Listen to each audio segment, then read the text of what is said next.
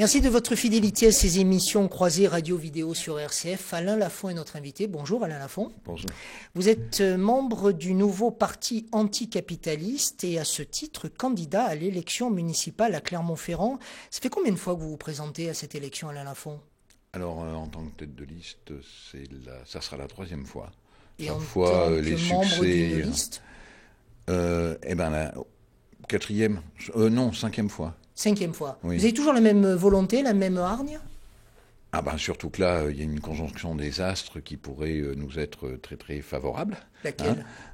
Tout simplement, le Parti socialiste se retrouve aujourd'hui tout de même dans un état plutôt lamentable, avec la politique qu'il mène au niveau gouvernemental, cette politique qui est tout à fait favorable au patronat et tout à fait défavorable aux couches les plus modestes et même les couches moyennes, évidemment. Bon, tout le monde s'en rend compte, hein. Il suffit de regarder les sondages d'ailleurs pour voir que les gens ne sont pas complètement des imbéciles. Donc là, il y a une conjonction des astres, parce que le deuxième facteur, c'est que, le deuxième facteur, c'est que Serge Godard ne se représente pas. En général, il y a toujours une plus-value, n'est-ce pas, pour le maire sortant. Bon, là, il n'y a plus de maire sortant, donc il paraît qu'il y a une équipe qui se renouvelle. Mais je ne pense pas qu'elle change de politique. D'autre part, la droite est complètement divisée, éclatée dans tous les sens.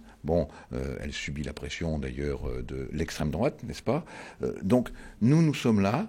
Nous allons occuper la plaine, parce que la plaine est complètement libérée, à notre avis, politiquement. Et donc on va revenir sur votre proposition, sur vos propositions, sur votre programme, Alain Lafont. Ce n'est pas vous faire injure que de donner votre âge. Vous avez 66 ans. Vous parliez à l'instant du renouvellement de la classe politique. Vous êtes le plus âgé de tous les candidats à l'élection municipale à Clermont-Ferrand. Vous appelez ça un renouvellement, vous? Non, il ne s'agit pas de ça. Le renouvellement, c'est tout ce qu'il y a derrière. Parce que jusqu'à présent, nous avons eu énormément... Ça fait 12 ans que je dis dans mon organisation qu'il faut absolument trouver une relève. Par contre, on a un problème ici en Auvergne. C'est-à-dire que les jeunes trouvent difficilement du boulot. Par 3 fois, j'ai cru qu'on pouvait... Là, vous parlez de votre relève à vous. Voilà, renouveler les cadres, en particulier en rajeunissant de façon considérable. Et 3 fois, les équipes se sont évaporées dans la nature parce qu'elles sont parties à Paris, à Orléans, à Nantes, à Strasbourg. Donc c'est ce qui vous donne la légitimité à rester et à tenir encore un peu votre drapeau. Oui, il faut arrêter là. J'espère que c'est la dernière fois. Et puis, ce qui donne aussi la légitimité, c'est que la dernière fois, notre liste a fait 15,3% des voix. Alors, je voudrais revenir sur les chiffres. En 2001, au premier tour, je prends mes lunettes, vous faites 8,57% sous l'étiquette LCR. Alors, chaque fois, vous changez de nom, vous. Enfin, pas de nom d'identité personnelle, mais le nom des listes. Donc, en 2001, LCR. 2008, au premier tour, vous êtes sous la liste à gauche 100%. Premier tour, 13,81. Vous vous maintenez au deuxième tour. Non, c'est le Parti socialiste et ses alliés, c'est-à-dire le Parti communiste, les Verts, qui ont refusé la fusion. Parce que nous, on voulait fusionner. Évidemment, vous imaginez bien pourquoi. Alors, ce que je voulais signifier, c'est que vous restez quand même au second tour et vous faites, à la surprise générale, quasiment 2 points de plus, vous atteignez 15,4. Moi, j'ai souvenir des interviews qu'on a faites ensemble ce soir-là. Vous aviez créé la surprise générale. Serge Godard était élu maire, mais vous aviez créé la surprise générale. Comment expliquez-vous que, à Clermont-Ferrand, sur une terre qui est plutôt modérée politiquement, bien qu'elle soit à gauche, vous fassiez de tels scores, Alain Lafont? Tout simplement parce que je suis à gauche. Je ne suis pas d'extrême gauche. Et d'autre part, il y a une constante qui est la fidélité à ses idées, la proposition qui fait que nous voulons épargner les populations aujourd'hui, encore plus aujourd'hui qu'hier. Nous voulons épargner les populations. Nous proposons un programme qui est là d'ailleurs, que nous écrivons, nous, quant à nous. Nous proposons un programme qui répond aux vrais problèmes de notre cité, aux vrais problèmes dans tous les quartiers, alors que les autres politiques que je peux voir, c'est aller sur les tables et sur les écrans de télévision, n'est-ce pas? Il y en a qui promettent 1000 emplois. Je ne sais pas comment on peut promettre 1000 emplois. Qu'est-ce que c'est que cette histoire? Je vous promets qu'on revient sur votre programme dans un instant, comme je l'ai fait avec chacun des candidats qui sont venus dans ce studio. Mais juste un mot sur ce que vous êtes. Vous dites, Alain Lafont, que vous n'êtes pas d'extrême gauche. Pourtant, les partis politiques que vous avez promus à travers vous, à travers votre visage, à travers votre charisme médiatique, sont des partis d'extrême gauche. Vous êtes systématiquement dans la contestation. Ah non, nous ne sommes pas dans la contestation. Quant à nous, ici, nous sommes dans la proposition. La preuve, c'est que nous faisons nos propositions. Et nous les écrivons. Bien. Ça, c'est la première chose. Deuxièmement, en ce qui concerne, disons, la ville de Clermont-Ferrand, mais aussi d'autres villes en France, bien, il se trouve qu'il y avait, dans la LCR, mais aussi dans le NPA, des courants qui étaient des courants unitaires, dont j'étais, dans une certaine mesure aussi, une figure emblématique à l'époque. Bon, ces courants unitaires, justement, n'ont rien à voir avec ce qu'on appelle le gauchisme ou l'extrême gauche. Ce sont des courants qui se situent dans toute la gauche, sauf que il existe deux gauches. Celle qui, aujourd'hui, est une gauche social-libérale qui trahit en fait les intérêts des plus modestes. Et de l'autre côté, il existe une deuxième gauche qui, justement, répond aux aspirations des plus modestes et des couches moyennes. Si vous arrivez au pouvoir, en tout cas si vous êtes maire de Clermont-Ferrand, vous êtes prêt à exercer ce pouvoir, vous avez une légitimité, vous avez une expérience de la gestion des affaires municipales ? Je n'ai pas d'expérience de la gestion des affaires municipales. Si, dans la mesure où je siège dans cette municipalité depuis 1995, il faut quand même pas oublier, parce qu'on nous dit toujours que nous, on est les petits canards noirs, qu'on est contre tout, etc. Nous votons plus de 95% des résolutions qui sont proposées, à la fois au conseil municipal, mais aussi au conseil communautaire de la communauté de communes. Donc vous soutenez la politique de Serge Godard ? Justement non. Parce que là où nous sommes... Si vous votez 95% oui, de ce qu'il propose... des résolutions. Nous ne votons pas le budget pour une raison très simple.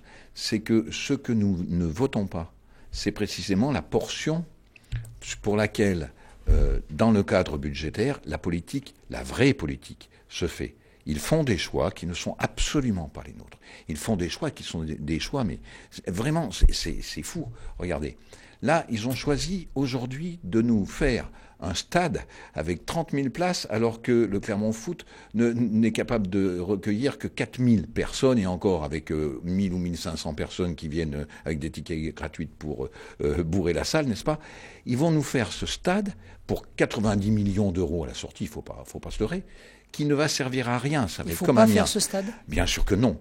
Il faut au contraire investir ces 90 millions d'euros dans l'habitat social. Savez-vous que au Conseil communautaire, nous avons voté une augmentation des subventions pour l'habitat social. On est passé de 9 millions à 12 millions, c'est-à-dire 3 millions d'augmentation pour l'habitat social, alors que de l'autre côté, il y a 90 millions, justement, ce sont leurs choix politiques, de l'autre côté, il y a 90 millions d'euros, qui vont d'ailleurs bénéficier à Bouygues et compagnie, qui ne serviront strictement à rien. Donc nous, on est totalement opposés. D'ailleurs, on va faire une campagne pour alerter l'ensemble des personnes de Clermont Communauté, pour leur dire, il ne faut pas que ça se fasse. 90 millions mis en l'air comme ça, c'est inadmissible. Alors, je vous avais promis, Alain Lafont, on a le temps, je vous avais promis que nous allions parler de vos propositions. Les propositions de votre parti, nouveau parti anticapitaliste, avec cette liste que vous soutenez, à propos de liste que vous soutenez, vous avez 55 colistiers avec vous ? Ah, ça, il y en aura 55 nécessairement. Non, mais vous me le dites parce que vous êtes devant des micros et des caméras. Non, bien sûr. Il y a 55 personnes, vous disiez tout à l'heure que la relève, c'était un peu compliqué. La relève est un peu compliquée, oui, mais la relève, c'est les gens qui prendront ensuite les rênes pour guider les futures, les futures listes. Dans un futur assez proche, puisque dans 6 ans, il y aura à nouveau des élections. Je ne serai pas là pour guider cette liste. Vous arrêtez maintenant ? Non, je ne vais pas arrêter. Ah non, ça je pourrais jamais m'arrêter. C'est comme mon métier de médecin, je ne peux pas l'arrêter. Ça, c'est impossible. Mais la dernière fois, Alain Lafont est tête de liste à l'élection municipale à Clermont-Ferrand, sous les couleurs, en tout cas pour l'instant, du parti anticapitaliste. Du front de gauche, ça va se faire, à mon avis. Bon, ça, c'est vous qui le dites. Oui. C'est 2014, donc. Après, c'est fini. Bon, alors maintenant, on parle de vos propositions. Au niveau de l'incinérateur, il existe, vous vous êtes battu. On parlait d'intercommunalité. Vous vous êtes battu contre l'incinérateur, on se souvient de vous. Vous étiez très virulent. Maintenant, il fonctionne. Vous en faites quoi si vous arrivez au pouvoir à la mairie? Vous de toute façon, ce n'est pas les compétences de la mairie que de fermer un incinérateur de cette sorte. Bon, donc c'est le Valtom. L'affaire est réglée, c'est le Valtom. Mais vous demandez au directeur du Valtom ou au président du Valtom de vous écouter et de fermer l'incinérateur? Bien entendu. Bien entendu. Pourquoi? Parce que c'est un instrument d'un autre âge, totalement archaïque. Pourtant, il est flambant neuf. Totalement archaïque, du siècle... Parce qu'il n'y a rien qui a évolué au niveau de leur technique, hein, il ne faut pas se leurrer. Bon, ils nous disent, vous voyez, c'est beau, etc. Vous en faites pas, c'est seulement un panache de vapeur d'eau qui sort. Non, mais ils nous prennent vraiment pour des gogos, quoi. Là aussi, plusieurs dizaines de millions d'euros. Oui, alors, qu'est-ce qu'on fait de ces dizaines de millions qui ont été investis, Ils ont été bien investis, maintenant rembourser, puisque le constructeur, lui, il a construit l'incinérateur. Remboursé, oui. Mais vous savez, moi, ce que je pense, c'est que l'être humain d'abord. Donc, ces machines infernales, vous avez vu quand même ce qui s'est passé à Fos-sur-Mer. Bon, de toute façon, on est toujours en but avec ce type de machine infernale à des accidents extrêmement graves. Bon. D'autre part, ce sont des machines à fabriquer les poisons, puisque dans vos poubelles, vous n'avez pas les 150 molécules extrêmement dangereuses, des grosses molécules organochlorées, elles ne sont pas dans vos poubelles. Bon, c'est l'incinération qui les crée. Et ces molécules sont tellement toxiques qu'ils sont obligés de filtrer les fumées. Ils les filtrent, mais par contre, il y en a une partie qui continue de sortir. Alors, le problème, il est le suivant. En 1993, ils nous ont totalement enfumés. En particulier, le doyen de la faculté de médecine de Clermont-Ferrand, feu le doyen Méniel, n'est-ce pas, qui nous disait, mais non, vous êtes un agitateur, et puis tous les médecins qui ont signé la pétition, parce qu'il y en avait déjà quand même quelques centaines, mais les médecins qui ont signé la pétition, ce sont des gens que vous avez... Je redis à nos amis téléspectateurs et auditeurs que vous êtes vous-même médecin. Oui, c'est des gens que vous avez trompés, mais nous sommes dans les normes, nous risquons rien. Or, en 2005, l'INVS a fait une étude sur ces incinérateurs qui étaient dans les normes, et elle a démontré qu'il y avait 9% d'augmentation des cancers sous le panache des incinérateurs. Donc on nous disait, on est dans les normes, donc on risque rien. Cette fois, on nous redit, on est dans les normes, donc on risque rien. Ça ne va pas du tout, ça.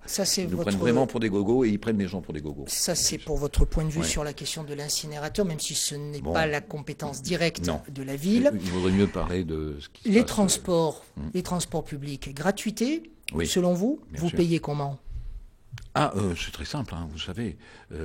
Il faut qu'il y ait aujourd'hui une modification importante au niveau de la politique budgétaire de la mairie de Clermont ou du conseil communautaire.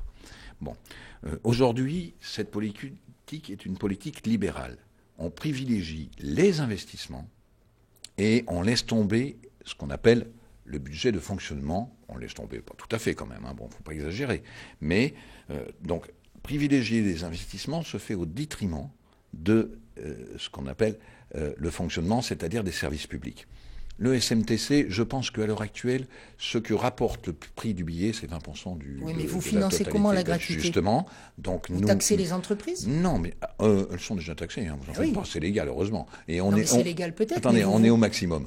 Donc vous ne pouvez pas aller au-delà? Non, on ne peut pas aller au-delà, mais je vous dis, on modifie les équilibres entre l'investissement et le fonctionnement. Dans un budget, si vous aimez mieux, dans une collectivité locale, quelle qu'elle soit, juste une minute. Les choses qui sont faites sont mal faites, selon vous? Absolument. Non, c'est des choix budgétaires. Comme ils disent d'ailleurs, quand ils nous présentent leur budget, d'une façon générale, ils disent, vous comprenez, il faut bien faire beaucoup d'investissements pour nos entreprises. Moi, je ne considère pas que Bouygues, Vinci ou je ne sais qui, ça fait partie de nos entreprises. Premièrement. Deuxièmement, on sait qu'il y a eu utilisation dans certains chantiers extrêmement importants de gens qui venaient d'ailleurs et qui étaient payés avec des lance-pierres. Bien, nous pensons aujourd'hui, dans la situation où nous sommes, qu'il faut privilégier, dans une certaine mesure, le fonctionnement, c'est-à-dire les services publics, la gratuité d'un certain nombre de services publics, parce qu'il faut soulager nos concitoyens. On a un gouvernement de gauche. On ne devrait absolument pas être obligé de dire ça. De dire, voilà, nous voulons construire une municipalité qui va vous protéger. Parce que normalement, c'est le gouvernement qui devrait les protéger, le gouvernement de gauche. Or, il les assomme. Donc, nous n'augmenterons pas les impôts, nous mettrons en place la gratuité. Ça existe à Aubagne. 110 000 habitants. Bon. La gratuité est totale.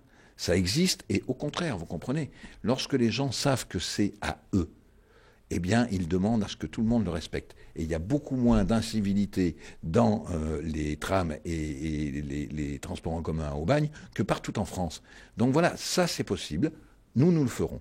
Et au niveau de la sécurité publique, vous êtes pour l'installation des caméras, par exemple dans le tram. Vous parlez d'incivilité dans le tram, c'est peut-être une réponse, non ? Peut-être dans le tram, ça faudra voir. Mais de toute façon, je vais vous dire une chose. Nous, en ce qui concerne, pas les problèmes d'insécurité, mais plutôt les problèmes de tranquillité dans les quartiers. On n'est pas à Marseille. Bien. Nous pensons que la seule façon d'agir, c'est de restaurer l'autorité municipale. L'autorité de l'État, elle n'existe plus dans ces quartiers. Pour une raison très simple, d'ailleurs. Vous croyez en l'autorité, monsieur Lafont ? Bien entendu. L'autorité de l'État, elle n'existe plus. D'accord ? Et parce que l'État a totalement déserté, écoutez, on nous dit, on va renforcer la présence policière. Quand les gens de mon quartier, ou des quartiers nord que je connais bien, ou même là-haut sur le plateau Saint-Jacques, quand les gens appellent la police parce qu'il y a du désordre, etc., elle ne vient jamais. Par contre, donc elle ne répond pas.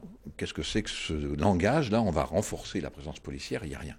Moi, je crois qu'une municipalité a un devoir. 30 secondes. Son devoir, c'est d'assurer la tranquillité des concitoyens. Donc un peu moins de verbalisation au niveau du stationnement pour la police municipale, et plus dans les quartiers, au nom de la tranquillité. Mais attendez, ce sont les conseillers municipaux, les adjoints au maire qui peuvent avoir cette autorité et qui permettront à la population de se rassembler, d'être solidaires entre eux et de repousser les délinquants un tout petit peu plus loin. Ça nous fera pas de mal d'ailleurs, ça nous fera un petit peu d'air et beaucoup de bien.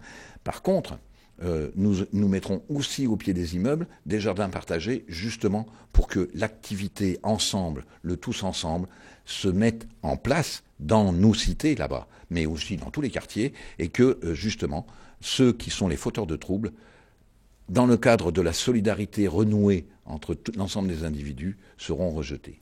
Alain Lafont, merci d'avoir été notre invité beaucoup. À l'occasion de ces interviews sur RCF, interviews radio-vidéo que vous pouvez retrouver bien sûr sur les différents sites RCF et sites de la chaîne YouTube RCF TV 63. Merci. Merci.